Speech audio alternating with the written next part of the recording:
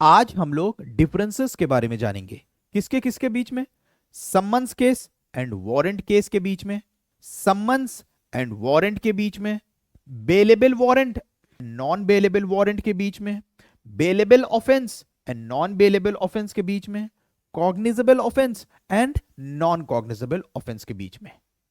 अब सबसे पहले हम लोग समझते हैं summons case and warrant case के बीच के डिफरेंस को। देखिए, सम्मन्स केस को डिफाइन किया गया है बीएनएसएस के अंदर, यानी भारतीय नागरिक सुरक्षा संहिता 2023 के अंदर सेक्शन 2 सबसेक्शन 1 क्लॉज एक्स के अंदर। वारंट केस को डिफाइन किया गया है बीएनएसएस के अंदर सेक्शन 2 सबसेक्शन 1 क्लॉज जेड के अंदर, जहां पे बोला गया है कि वारंट केस का मतलब वो केस होता है जिसके अंदर जो ऑफेंस है वो या तो पनिशेबल है विद डेथ द्वारा या इंप्रिजनमेंट फॉर लाइफ द्वारा, या जिसके अंदर 2 साल से ज्यादा की सजा है। तो यानी हर वो केस जिसके अंदर 2 साल से ज्यादा की सजा है उसको हम लोग कहते हैं वारंट केस। हर वो केस जिसके अंदर जो ऑफेंस है उसके अंदर 2 साल तक की सजा है, अगर उसके अंदर 2 साल तक की सजा है तो उस तरह के केस को हम लोग कहते हैं it is a summons case. अब दोनों के अलग अलग प्रोसीजर बताए गए हैं। वारंट केस का अलग प्रोसीजर बताया गया है और सम्मन्स केस का अलग प्रोसीजर बताया गया है। बीएनएसएस के अंदर भी और सीआरपीसी के अंदर भी अलग अलग प्रोसीजर बताया गया था। वारंट केस का जो प्रोसीजर है वो चैप्टर 20 बीएनएसएस के अंदर बताया गया है और सम्मन्स केस का जो प्रोसीजर है वो चैप्टर 21 के अंदर बताया गया है। सम्मन्स केस जो है वो छोटे ऑफेंसेस के लिए होता है, क्योंकि अप टू 2 इयर्स के जो ऑफेंसेस होंगे उन्हीं को सम्मन्स केस कहा जाता है। क्योंकि वो छोटे ऑफेंसेस के लिए होता है तो उसका प्रोसीजर भी काफी आसान है। लेकिन जो वारंट केस है वो सीरियस ऑफेंसेस के लिए होता है तो उसका प्रोसीजर जो है वो थोड़ा ज्यादा डिटेल्ड है और ज्यादा स्ट्रिक्ट है। उसके अलावा एक डिफरेंस और है, सम्मन्स केस के अंदर चार्ज फ्रेम करना, यानी जो कोर्ट चार्ज फ्रेम करता है वो जरूरी नहीं है, लेकिन वारंट केस के अंदर चार्ज फ्रेम करना जरूरी होता है। दूसरा आता है सम्मन्स और वारंट के बीच में क्या डिफरेंस है। देखिए, सम्मन्स और वारंट को बीएनएसएस के अंदर कहीं पे डिफाइन नहीं किया गया है। सम्मन्स केस और वारंट केस को डिफाइन किया गया है, बट सम्मन्स और वारंट को डिफाइन नहीं किया गया है। सम्मन्स क्या होता है? देखिए, सम्मन्स जो है कोर्ट की तरफ से एक ऑर्डर होता है जो किसको दिया जाता है? अक्यूज्ड को या विटनेस को या कोई ऐसा इंसान जिसके पास कोई डॉक्यूमेंट है।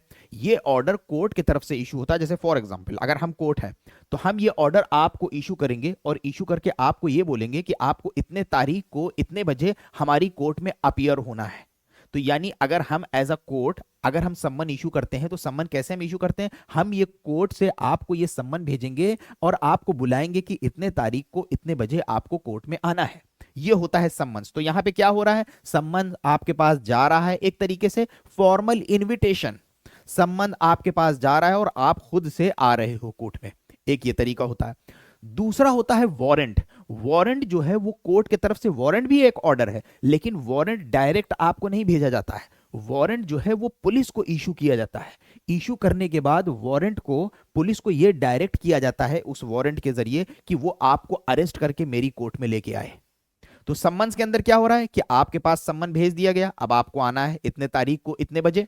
वारंट के अंदर क्या हो रहा है कि हमने पुलिस को दिया है कि पुलिस आपको अरेस्ट करके मेरे सामने लेके आए।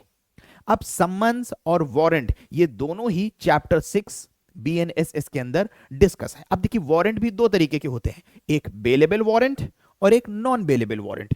दोनों में फर्क क्या होता है? देखिए, बस दोनों में फर्क ये होता है कि बेलेबल वारंट के अंदर फॉर एग्जांपल अगर एज अ कोर्ट हम ये वारंट इशू करते हैं, पुलिस को देते हैं कि आपको अरेस्ट करके लेके आए, तो उसी वारंट के अंदर हम ये एंडोर्समेंट कर देंगे, यानी उसमें ये लिख देंगे कि अगर आप बेल देने को तैयार हो जाओ, यानी उसके अंदर जो हमने शर्त रखी है सिक्योरिटी की, कोई अमाउंट अगर हमने डिसाइड किया है या श्योरिटी के लिए बोला है, आप कोई आपकी जगह पे जमानत देने को तैयार हो जाएगा तो आपको अरेस्ट करके मेरी कोर्ट में ना लेके आए बल्कि आपको वहीं पे छोड़ दे। तो पुलिस उस जगह पे क्या करेगी? हमने अरेस्ट वारंट इशू किया, बेलेबल वारंट है, आपके पास गई पुलिस, उसने आपको अरेस्ट किया और उसमें बेल की शर्तें थी कि अगर आप बेल देने को तैयार हो जाओ, यानी सिक्योरिटी देने को तैयार हो जाओ और शर्त मानने को तैयार हो जाओ, तो वो आपको अरेस्ट करके मेरी कोर्ट में नहीं लाएगी। ये हो गया बेलेबल वारंट।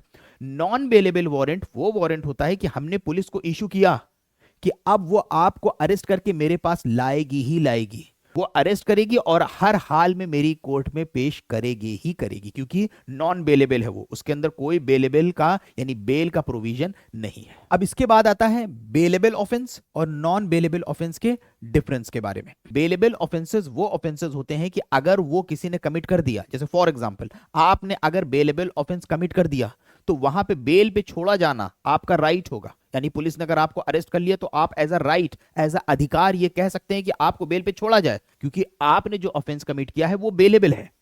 लेकिन नॉन बेलेबल ऑफेंस के अंदर क्या होता है कि फॉर एग्जांपल अगर आपने नॉन बेलेबल ऑफेंस कमिट कर दिया तो वहां पे बेल को आप एज अ राइट क्लेम नहीं कर सकते हो कि आपको हर हाल में बेल पे छोड़ा ही जाए। वहां पे कोर्ट का या ऑफिसर का डिस्क्रिशन होता है। ठीक है, अब आप सोचोगे कि हमें पता कैसे चलेगा कि ये बेलेबल ऑफेंस है या नॉन बेलेबल ऑफेंस है। तो बीएनएसएस के अंदर लास्ट में आप जाइए, बेयर एक्ट के फर्स्ट शेड्यूल खोलिए, उसके अंदर दिया गया है कौन सा ऑफेंस आईपीसी का यानी बीएनएस का बेलेबल है या नॉन बेलेबल है, कॉग्निजेबल है या नॉन कॉग्निजेबल है। तो वहां से आपको पता बेलेबल ऑफेंसेस होते हैं वो लेस सीरियस ऑफेंसेस के लिए होते हैं, और जो नॉन बेलेबल ऑफेंसेस होते हैं वो सीरियस ऑफेंसेस के लिए होते हैं। और इनके बेल पे छोड़ने के जो प्रोविजन है वो बीएनएसएस के अंदर चैप्टर 35 के अंदर सेक्शन 478 से लेके आपको सेक्शन 483 के बीच में मिल जाए। अब इसके बाद आता है कॉग्निजेबल और नॉन कॉग्निजेबल ऑफेंस। देखिए कॉग्निजेबल ऑफेंस बीएनएसएस के अंदर सेक्शन 2 सबसेक्शन 1 क्लॉज जी के अंदर डिफाइन किया गया है, और non cognizable offence section 2 subsection 1 clause O के अंदर डिफाइन किया गया है। देखिए दोनों में फर्क क्या होता है, बहुत अहम फर्क है इसके अंदर। देखिए कॉग्निजेबल ऑफेंसेस वो ऑफेंसेस होते हैं जिसके अंदर पुलिस के पास पावर होता है बिना वारंट के अरेस्ट करने का, प्लस इसके साथ साथ कॉग्निजेबल ऑफेंसेस अगर होते हैं तो पुलिस के पास पावर होता है इसके अंदर एफआईआर लिखने का। कॉग्निजेबल ऑफेंसेस अगर होते हैं तो पुलिस के पास पावर होता है इसके अंदर इन्वेस्टिगेशन शुरू करने का।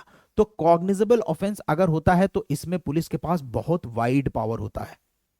और नॉन कॉग्निजेबल ऑफेंसेस वो ऑफेंसेस होते हैं जिसके अंदर पुलिस के पास पावर नहीं होता है बिना वारंट के अरेस्ट करने का, बिना मैजिस्ट्रेट के परमिशन के इन्वेस्टिगेशन शुरू कर। तो आई होप कि आपके काफी डाउट्स क्लियर हुए होंगे। आज के लेक्चर में बस इतना ही। Thank you everyone for joining.